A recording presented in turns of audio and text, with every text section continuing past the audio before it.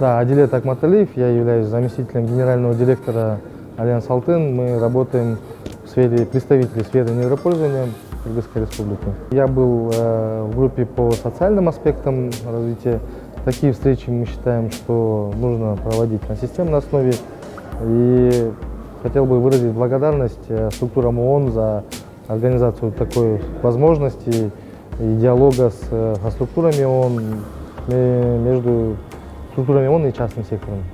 Ну, ход обсуждения был достаточно такой, бурный, активно все участвовали. Мы рассказали о тех наших проектах в социальной сфере в Таласской области, которые мы реализуем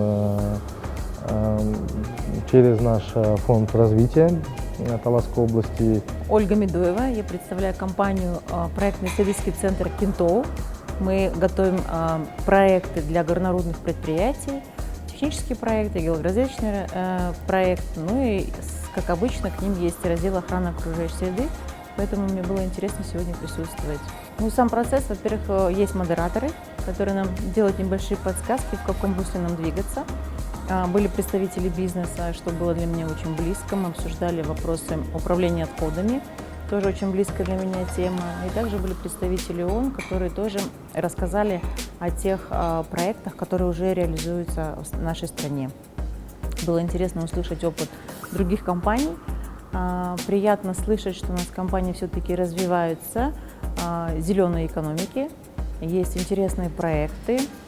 Ну и в целом мы стараемся быть в ногу со временем. SGS проекты очень важны, актуальны сейчас, модные тренды, да, зеленой экономики. Очень приятно, и я думаю, такие диалоги, они очень важны и нужны, чтобы и бизнес был, и госструктуры, и инвестсовет, и также неправительственный сектор. Очень важно, когда есть общий диалог и общие точки соприкосновения.